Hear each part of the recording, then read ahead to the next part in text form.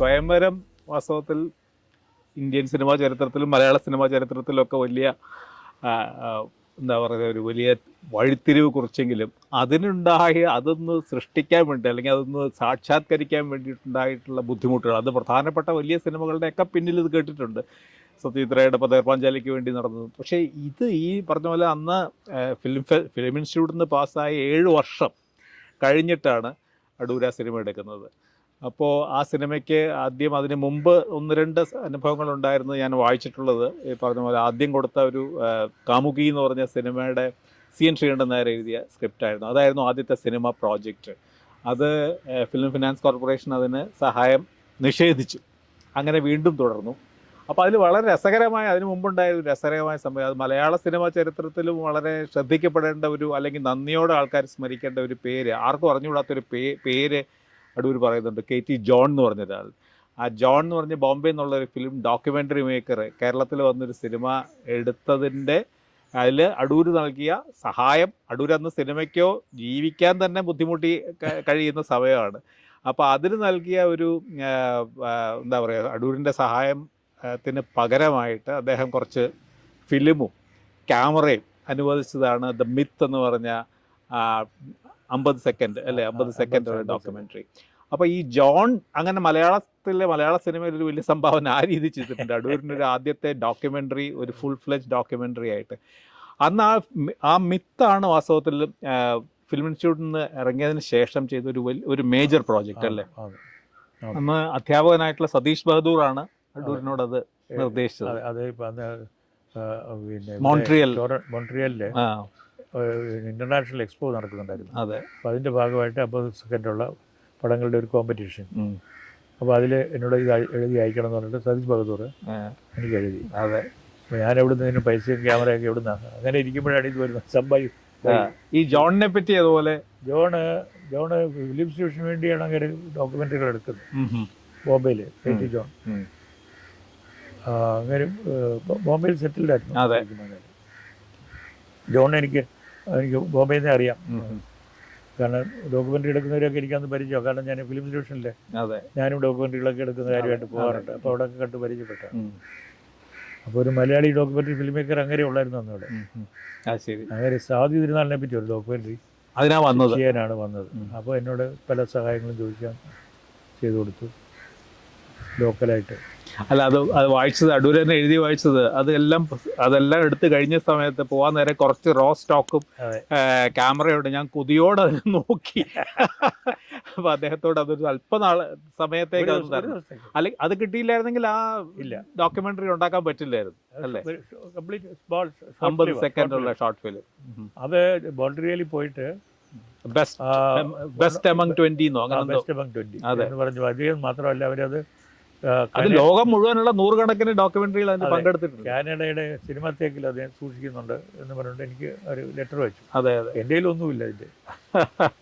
അത് IMFBയിൽ ഇപ്പോഴും അത് പേര് കാണുന്നുണ്ട്. ആണോ? ദ മിത്ത് എന്ന് പറഞ്ഞിട്ടുണ്ട്. പക്ഷേ ഈ പറഞ്ഞ പോലെ കാനഡ അതിനകത്താണ് ഇരിക്കുന്നത്. അത് അതില് അഭിനയിച്ച അതിനകത്ത് കരമന അഭിനയിച്ചിട്ടുണ്ട്. അതിനകത്ത് കരമനയുണ്ട് ആണല്ലേ. കരമനയായ ആദ്യം ഒരു സിനിമ മുഖം കാണുന്നതാണ്. പിന്നെ ഒരു സംവിധായകന്റെ ഭാര്യയായ ഒരു യുവതിയല്ല അഭിനയിച്ചിട്ടുണ്ട്. ആരാണത്? ശ്രീമാനന്ദയുടെ വൈഫ്. ഓ, അത് ശരി. അവരതിനകത്ത് തമ്പിയോട് ഇതുവരെ ഞാൻ പറഞ്ഞിട്ടില്ല. ശരി. അത് ഞാൻ വായിച്ചപ്പോഴാണ് അത് പേര് പറയുന്നില്ല. അപ്പൊ അത് ആരായിരുന്നു അറിയാനുള്ള. നല്ല കണ്ണുകളായിരുന്നു. അതെ. അത് ടൈറ്റ് ക്ലോസപ്പ് ഇങ്ങനെ. അതൊരു ടൈറ്റ് ക്ലോസിൽ ഒരു കുഞ്ഞിലാ തുടങ്ങുന്ന ഒരു ബലൂൺ. ഒരു മനുഷ്യാവസ്ഥയെ കുറിച്ചുള്ള അല്ലേ, അങ്ങനെ എന്തോ. അതാണ് മിത്ത് ഓഫ് ലൈഫ്. അതെ, ആദ്യം തന്നെ ഫിലോസഫിക്കലാണ്. ആദ്യം ചെയ്യുമ്പോൾ ഭയങ്കര ഫിലോസഫി ആണല്ലോ, ലളിതമായിട്ടുള്ളൊന്നും ആലോചിക്കല്ല. അതെ. അപ്പം അതിൻ്റെ പ്രത്യേകത അവരാരും അങ്ങോട്ടും ഇങ്ങോട്ടും പരസ്പരം കണ്ടിട്ടില്ല. ഈ കുട്ടിക്ക് പറഞ്ഞുകൂടാ ഇങ്ങനെ, പിന്നെ മറ്റേ ഭാഗത്ത് ജനാനന്ദാരുടെ മുഖോടൊന്നും അറിയുന്നില്ലല്ലോ. ശരി. ഇങ്ങനെ അവരുടെ മുഖം മാത്രമേ ഷൂട്ട് ചെയ്തിട്ടുള്ളൂ. അത് ശരി. അത് കഴിഞ്ഞപ്പോഴാണ് ഒരിക്കൽ മണിക്കൗൾ പറഞ്ഞേക്കുന്നത്. ഇൻസ്റ്റിറ്റ്യൂട്ടിൽ ഡിപ്ലോമ ഫിലിമിൽ മണിക്കൗൾ അഭിനയിച്ചിട്ടുള്ളത്. അത് അടൂര് തന്നെ മറന്നുപോയി. മണിക്കൗൾ അവസാനം ഓർമ്മ, ഞാനായിരുന്നു നിങ്ങളുടെ നായക നടൻ. മണിക്കാളുണ്ടായിരുന്നു, പിന്നെ ജോൺ ഉണ്ടായിരുന്നു, സുഭാഷ് ഗൈ ഉണ്ടായിരുന്നു. സുഭാഷ് ഗൈ, അതെ സുഭാഷ് ഗൈ, അതെ. പിന്നെ ബോംബെയിലൊക്കെ പിന്നെ പ്രശസ്തനായ കോമഡിയനായിരുന്നു അസ്രാണി, അയാളുണ്ടായിരുന്നു. അതെ. അസ്രാണി മണിക്കോളും വലിയ സുഹൃത്തുക്കളായിരുന്നു. അതെ. മണിക്കോളുടെ അവിടെ ആക്ടിങ്ങിന് ചേരാൻ വന്ന ആളാണ് മണിക്കോള്. അതെ. എങ്ങനെയാണ് അയാൾ ഡയറക്ഷനിലോട്ട് മാറിയെന്ന് എനിക്ക് അറിഞ്ഞൂടാ. പിന്നെ അയാൾ നേരെ ഡയറക്ഷനിലോട്ട് പോയി. അതെ. മണിക്കോൾ പിന്നെ ഈ ഗോപിയൊക്കെ ഉപയോഗിച്ച് തന്നെ ഈ അടൂരിന്റെ സിനിമ കണ്ടതിന് ശേഷമാണല്ലോ സത്താസെ ഉത്താതാത്മീ. അത് കഴിഞ്ഞ് സിനിമയിലേക്ക് വരുമ്പോൾ ഈ പറഞ്ഞ പോലെ പലരും സ്വയംവരത്തിന്റെ തന്നെ ഒരു അടൂർ തന്നെ പറഞ്ഞിട്ടുള്ളത് ഈ ഋത്വിക് ഒരു സിനിമയിൽ നിന്ന് അതിൽ നിന്നൊരു ഇൻസ്പിറേഷൻ, അതിന്റെ ഒരു ഘട്ടം അത് പറയുന്നുണ്ട്. പിന്നീട് ഞാൻ നോക്കിയപ്പോഴേ അത് വളരെ ശരിയല്ല. അല്ല അല്ലേ? ആഹാ, അത് ശരി. അടൂർ തന്നെ പറഞ്ഞിട്ടുള്ളതാണ്. പക്ഷെ അങ്ങനെ ഒരു സ്വാധീനം പിന്നെ ഇത് പറഞ്ഞതിന് ശേഷം അതൊക്കെ നമ്മളൊക്കെ അറിയാൻ വയ്യ എവിടുന്ന് നമ്മുടെ ഇൻസ്പിറേഷൻ എവിടുന്ന് വന്നു കൃത്യമായിട്ട് പറയാൻ വയ്യ. പക്ഷേ പിന്നെ ഞാൻ കട്ടക്കിന്റെ പടം കണ്ടു. അതിനകത്ത് ഞാൻ പറയുന്നത് ഇവര് ഒളിച്ചോടി പോയതിനു ശേഷം പിന്നെ അവരെ പറ്റി നമ്മൾ അറിയുന്നില്ല എന്നാണ്. പക്ഷെ അങ്ങനെയല്ല, അതിനകത്ത് അറിയുന്നുണ്ട്. അത് ശരി. അതോടുകൂടി ലെറ്റ് ഡൗൺ ആയി. മറ്റേത് സീതയും അഭിരാമും തമ്മിലുള്ള ബന്ധം അത് കഴിഞ്ഞ് കൽക്കട്ടയിൽ എത്തുന്നതിനിടയ്ക്കുള്ള ആ കാലമാണ്. കാണിക്കുന്നില്ല എന്ന് ഞാൻ എഴുതി. അതെ. പക്ഷെ അങ്ങനെയല്ല, കാണിക്കുന്നുണ്ട്. ഞാൻ പടം കണ്ടപ്പോൾ എൻ്റെ, കാരണം അത് അപ്രസക്തമായതുകൊണ്ടായിരിക്കണം. ശരി. അത് ആ പടത്തിന്റെ മറ്റുള്ള രീതിയിലുള്ള ഉയർച്ചയിലൊരു ഭാഗമല്ല. ശരി. അതുകൊണ്ടായിരിക്കണം. അപ്പൊ അത് സിനിമ എടുക്കുമ്പോ അങ്ങനത്തെ ഒരു അത് ഒന്നുമില്ല. ഇല്ല, അതൊന്നും ആലോചിച്ചിട്ടില്ല. എവിടുന്നാ വന്നതെന്ന് എനിക്കറിഞ്ഞൂടാ. ഈ ഇത് FFCയുടെ ലോൺ 1.5 ലക്ഷം രൂപ അല്ലെ? 1.5 ലക്ഷം രൂപ, 1.5 ലക്ഷം അല്ല 2 ലക്ഷം രൂപയുണ്ട്. 2.5 ലക്ഷം രൂപ അതിന് ആയുള്ളൂ. 1.5 ലക്ഷം രൂപ ലോണും 1 ലക്ഷം നമ്മൾ ഉണ്ടാക്കിയത്. അത് ഒരു പിന്നെ നമ്മൾ ഇവരുടെ പ്ലാനിംഗ് ഡിപ്പാർട്ട്മെന്റ് ഒരു പടം ചെയ്തായിരുന്നു, പ്രതിസന്ധി എന്ന് പറഞ്ഞിട്ട്. അതൊരു പിന്നെ ഒരു കൊമേഴ്സ്യൽ ഫിലിമിന്റെ സ്റ്റൈലിലാണ് ചെയ്തത്. ലാറ്റക്സിന് വേണ്ടിയിട്ട്, ഹിന്ദുസ്ഥാൻ ഗവൺമെന്റിന്റെ ഫാമിലി പ്ലാനിങ്ങിന് വേണ്ടിയിട്ട്. അപ്പോൾ അതിൽ കുറച്ച് പൈസ കിട്ടി. അതാണ് ശരിക്കും ഈ പടത്തിന്റെ നമ്മുടെ 1 ലക്ഷത്തിന്റെ വശമായിട്ട് പോയത്. അതാണ് ചിത്രലേഖയുടെ പേരിലായിരുന്നു ഡോക്യുമെന്ററി ഉണ്ടാക്കിയത്. ഈ ചിത്രലേഖ ഫിലിം സൊസൈറ്റി കോപ്പറേറ്റീവ് എന്ന് പറയുന്നത് ഇപ്പോൾ കുളത്തൂർ ഭാസ്കരൻ നായരാണ് കോപ്പറേറ്റീവ് എന്നുള്ള ആശയമൊക്കെ കൊണ്ടുവന്നതെന്ന് പറഞ്ഞു. പക്ഷേ കുറച്ച് പൈസ അതിൽ നിന്നുണ്ടാക്കിയതാണ് ആ സിനിമ ഉണ്ടാക്കുന്നതിൻ്റെ പ്രധാനപ്പെട്ട പിന്നിൽ. അതിൽ ഏറ്റവും ശ്രദ്ധേയമായിരുന്നൊരു കാര്യം, അന്ന് 2 പ്രധാനപ്പെട്ട നടനും നടിയും തന്നെയാണ് അഭിനയിക്കുന്നത്. മധു സ്വാഭാവികമായിട്ടും അടൂരിൻ്റെ പഴയ സുഹൃത്താണ്. മധു അതിനകത്ത് തയ്യാറായിട്ടുണ്ട്. ശാരദയെ കാണുമ്പോൾ ശാരദയ്ക്ക് ഒരല്പം പ്രയാസം പറഞ്ഞു. നേരിട്ട് പോയി വിളിച്ചില്ല. ഇല്ല. മദ്രാസിലുള്ള നമ്മുടെ ഒരു പിന്നെ ഇത് പ്രൊഡക്ഷൻ ഏജന്റായിട്ട് വർക്ക് ചെയ്യുന്ന ആളുണ്ടായിരുന്നു. അയാളെ കൊണ്ടാണ് ചോദിപ്പിച്ചത് ശാരദയോട്. അപ്പോൾ ശാരദ വേറെ ഒന്നും പറഞ്ഞില്ല. അവർക്ക് 25,000 രൂപ വേണമെന്ന് പറഞ്ഞു. അത് വലിയ എമൗണ്ട്. അതെ അതെ. ഞാൻ എന്നെ വിളിച്ച് ചോദിച്ചു എന്താ വേണ്ടത് സാർ, നമ്മൾ കൊടുക്കാമെന്ന് പറയാം. ശരി. കാരണം ഞാൻ കേരളം മുഴുവനും എല്ലാ കോളേജുകളും എല്ലാ സ്ഥലങ്ങളും അന്വേഷിച്ചാണ് ഒരു പുതിയൊരു നടിയെ കൊണ്ടുവരാണ്, ഒരു പുതിയൊരു പയ്യനും കൊണ്ട് അഭിനയിപ്പിക്കാനാണ് ആദ്യം പ്ലാൻ ഇട്ടത്. ഓ അത് ശരി. മധു ആയിരുന്നില്ല ആദ്യത്തെ പ്ലാനിൽ? അല്ല, ആദ്യം പിന്നെ ഒരു പുതിയ ഒരാൾ തന്നെ ആയിക്കോട്ടെ, 2 പേരും പുതിയ നായിക നായകന്മാർ എന്നോട്ടിട്ടാ തുടങ്ങിയത്. നോക്കിയിട്ട് ഒരാളിനും കിട്ടുന്നില്ല. ഒരു കൊള്ളാവുന്ന വീട്ടിൽ നിന്നുള്ള പിന്നെ ഒരു സിനിമയിൽ പോകത്തില്ല. ഇത് അങ്ങനെയുള്ള സിനിമയല്ല എന്ന് പറഞ്ഞാലൊന്നും പ്രയോജനമില്ല, അവർക്ക് തോന്നുന്നില്ല. അതെ. പക്ഷേ അടൂർ അതിനകം തന്നെ നാടകരംഗത്ത് വളരെ സജീവമായി സൂക്ഷ്മമായി നാടകങ്ങൾ 8ാം ക്ലാസ് പോലെ നാടകം അഭിനയിക്കുകയും നാടകം അവതരിപ്പിക്കുകയൊക്കെ ചെയ്യുന്നുണ്ട്. അപ്പൊ നാടകരംഗത്തൊന്നും ആരെങ്കിലും കൊണ്ടുവരണ്ടെന്ന് അത് തീരുമാനിച്ചു? നാടകരംഗത്ത് നിന്നുള്ളവരെന്നൊക്കെ നമ്മൾ കുറേയൊക്കെ അന്വേഷിച്ചു നോക്കി. ആ റോളിന് പറ്റിയ ആള് വേണ്ടേ? ശരി. നാടകത്തിൽ വരുന്നത് പലപ്പോഴും ഈ പ്രൊഫഷണൽ നാടകത്തിലൊക്കെ പോകുന്ന ആളുകൾ നാടക ശൈലിയിലാണ്, വേറൊരു രീതിയാണ് മൊത്തത്തിൽ.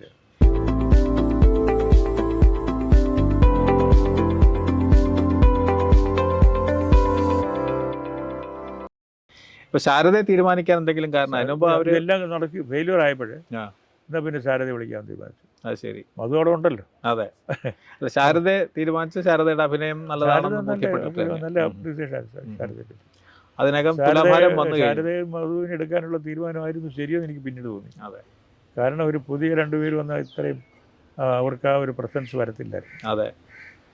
ശാരദ ഇതിനകം തുലാഭാരത്തിൽ അഭിനയിച്ച് അവാർഡ് കിട്ടിക്കഴിഞ്ഞിരിക്കുന്നു. ഉർവശി അവാർഡ്, 2ാമത്തെ അവാർഡ്. അതെ. ആ സിനിമയുടെ ഒരു അതിൻ്റെ ചരിത്ര വാസ്തവത്തിൽ വലിയ രസമുള്ള ഒരു യാത്രയാണത്. ആ സിനിമ ആദ്യം എടുത്ത് പൂർത്തിയാക്കി അത് കൃത്യം 50 ദിവസം കൊണ്ട് മറ്റോ തന്നെ ഷൂട്ട് ചെയ്തത് അല്ലേ? അത് ഷെഡ്യൂൾ അനുസരിച്ച് ഷെഡ്യൂളായിട്ട് ചെയ്യേണ്ടി വന്നു. ആണല്ലേ? ശാരദ വളരെ തിരക്കായിരുന്നു. അതെ. അതുകൊണ്ടാണ് താമസിച്ചു പോയത്. അല്ലെങ്കിൽ ഞാൻ ഒറ്റ ഷെഡ്യൂളെ സാറിന് എൻ്റെ പടങ്ങൾ ചെയ്യും, രണ്ടാക്കാറില്ല. കാരണം രണ്ടാക്കി അത്രയും കോസ്റ്റ് കൂടും. വീണ്ടും റീഅസംബിൾ ചെയ്ത് പിന്നെ പോയി ചെയ്ത് ഭയങ്കരമായിട്ട് കോസ്റ്റ് മാറും. ഒറ്റ അടിക്കാണ്. കോസ്റ്റ് മാത്രമല്ല, നമ്മുടെ എനർജി എല്ലാം വളരെ ടൈറ്റായിട്ട് ഇങ്ങനെ നിൽക്കുക, എക്സോഷൻ ഉണ്ടാകത്തില്ല. ഇടയ്ക്കൊന്നും ഇട്ടാൽ പോയി അതങ്ങനെ കറക്റ്റ്. സത്യം പറഞ്ഞാൽ ആ ദിവസങ്ങളിൽ ഉറങ്ങാറ് പോലും ഇല്ല. അതിങ്ങനെ പകൽ മുഴുവൻ ഷൂട്ട്, രാവിലെ ഒരു ദിവസം തലേദിവസം രാത്രി മുഴുവൻ ഇരുന്ന് അടുത്ത ദിവസം എല്ലാ വർക്കെല്ലാം ഫൈനലായിട്ട് എല്ലാ അറേഞ്ച്മെൻറ്റ്സ് എല്ലാം ഫൈനലാക്കി പിറ്റേ ദിവസം അത് ചെയ്ത് അത് കഴിഞ്ഞ് വൈകുന്നേരം ആകുമ്പോഴത്തേക്ക് ഷൂട്ടിങ് കഴിഞ്ഞാൽ പിന്നെ നമ്മളൊന്ന് രണ്ടാമത് അതിനെ പറ്റി ഒരു ഇതുണ്ട്. അതെ, സ്വയം ഒന്ന് നോക്കിയിട്ട് പിന്നെ അടുത്ത ദിവസത്തേക്ക് പ്രിപ്പയർ ചെയ്യുക. അപ്പോൾ നമ്മുടെ മെമ്പേഴ്സിനെല്ലാം നമ്മുടെ ക്രൂവിനെയൊക്കെ വിളിച്ചിട്ട് എന്ത് ചെയ്യണം എന്നൊക്കെ പറഞ്ഞ് ഏർപ്പാട് ചെയ്ത് നമ്മൾ ഇതിനെല്ലാം ചെക്ക് ചെയ്ത് ഉറങ്ങാൻ കിടന്നാൽ ഇത് ഉള്ളതുകൊണ്ട് ഉറക്കം വരത്തില്ല.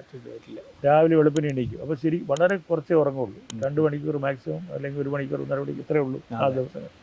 അതിലൊരു ഏറ്റവും വലിയൊരു അതുപോലെ ബന്ധം ഇപ്പം മങ്കട രവിവർമ്മ അതിനകത്ത് തുടങ്ങുന്നു. അത് കഴിഞ്ഞാൽ 30 വർഷം നീളുന്ന ഒരു ബന്ധം. 9 സിനിമകളും മങ്കടയാണ് അടൂരിന് വേണ്ടിയിട്ട്. ഒരുപക്ഷെ അടൂരിൻ്റെ ഈ സിനിമാ ജീവിതത്തിൽ ആ ബന്ധം പോലെ അത്രയും അടിയുറച്ച അല്ലെങ്കിൽ അത്രയും ദീർഘമായ ഒരു ബന്ധം വേറെ ഉണ്ടായിട്ടില്ല. അപ്പോൾ അന്ന് മങ്കടയുടെ സഹോദരൻ അടൂരിൻ്റെ സുഹൃത്തായിരുന്നു. എൻ്റെ ജൂനിയറായിട്ട് ഫിലിം ഇൻസ്റ്റിറ്റ്യൂട്ടിൽ പഠിച്ചിരുന്നു, രാമവർമ്മ. അപ്പോൾ അതിനകം തന്നെ മങ്കട പിന്നെ അസീസിൻ്റെ സിനിമ ചെയ്തിരുന്നു, അവൾ എന്ന് പറഞ്ഞ സിനിമ ചെയ്തിരുന്നു, പിന്നെ PN മേനോൻ്റെ ഓളവും തീരവും. ഇത് രണ്ടുമാണ് എല്ലാം ഒരു പടം ഇത് ചെയ്ത് പിന്നെ അവരോടുള്ള ബന്ധം മതിയാക്കുമായിരുന്നു പുള്ളി. വളരെ സെൻസിറ്റീവാണ്. അതെ. അങ്ങനെ മദ്രാസിലാണ് മങ്കട. അത് ഫുൾ ടൈം ഇൻഡസ്ട്രിയിൽ വർക്ക് ചെയ്യണം. ഇൻഡസ്ട്രിയിലേ പോയിട്ടില്ല പുള്ളി. ഇല്ല. പുള്ളി പിന്നെ ഡോക്യുമെൻ്ററികൾ എടുക്കുമായിരുന്നു. പിന്നെ ഈ BBC വേണ്ടിയിട്ട് വിസ് ന്യൂസ് എന്ന് പറഞ്ഞിട്ടൊരു കവറേജ് ചെയ്യുമായിരുന്നു. അല്ല പുള്ളി ഇൻഡിപെൻഡൻ്റ്. അവിടെ ഡൽഹിയിൽ മദ്രാസിൽ നിന്ന് എവിടെയെങ്കിലും പടങ്ങൾ അങ്ങനെയുള്ള പടങ്ങളിൽ വർക്ക് ചെയ്യാൻ പുള്ളിക്ക് താല്പര്യമില്ല. ഏറ്റവും ഒരുപാട് തവണ അടൂർ നേരിട്ടുള്ള ചോദ്യമാണ്, എന്താണ് നിങ്ങൾ തമ്മിലുള്ള സൗഹൃദത്തിൻ്റെ രഹസ്യം അല്ലെങ്കിൽ ആ കെമിസ്ട്രി? കാരണം അടൂര് നിങ്ങൾ പരസ്പരം വർത്തമാനം പറയുന്നത് തന്നെയുള്ള ചുരുക്കമായിട്ടാണ് പലരും പറഞ്ഞിട്ടുള്ളത്. പക്ഷേ പരസ്പരം മനസ്സുകൾ ഒരേപോലെ പ്രവർത്തിച്ചിരുന്നു അല്ലേ? അതായിരുന്നു നമ്മുടെ രണ്ടുപേരുടെയും ആറ്റിറ്റ്യൂഡ്, സിനിമയുടെ ആറ്റിറ്റ്യൂഡ് ഒന്നായിരുന്നു. ഒരു കോംപ്രമൈസും ഇല്ല. അതേസമയം ചെയ്യുന്നത് ഞാൻ ആദ്യം സ്ക്രിപ്റ്റ് അയച്ചു കൊടുത്തു, ഫിനിഷ് ചെയ്ത് അയച്ചു കൊടുത്തായിരുന്നു.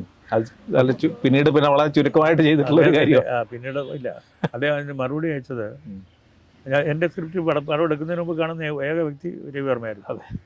അപ്പോൾ അദ്ദേഹം തിരിച്ചെഴുതിയത് മലയാളത്തിലൊരു നല്ല സിനിമ ഉണ്ടാകാൻ പോകുന്നു, അതിൻ്റെ ഭാഗമാകുന്നതിൽ എനിക്ക് വളരെ സന്തോഷമുണ്ട് എന്നാണ് എഴുതുന്നത്. ശരി, പൂർണ്ണ സമ്മതമാണ്. അങ്ങനെ ഓരോ പടത്തിൻ്റെയും സ്ക്രിപ്റ്റ് വായിച്ച് ഇതുപോലെ ത്രില്ഡായിട്ടാണ് മറുപടി വന്നിട്ടുള്ളത്. അപ്പോൾ ആ ഒരു എക്സൈറ്റ്മെൻറ്റ് അങ്ങനെ ഉണ്ട്. ഒരു പുള്ളിക്ക് ടയർഡായിട്ട് ഒരു സ്ഥലത്ത് ഇരിക്കുകയൊന്നുമില്ല, അതിൽ വേറെ ഒന്നുമില്ല. അതെ, അടൂരിന് ഭക്ഷണം പോലും ഇല്ല, വളരെ കുറച്ച് അതെ.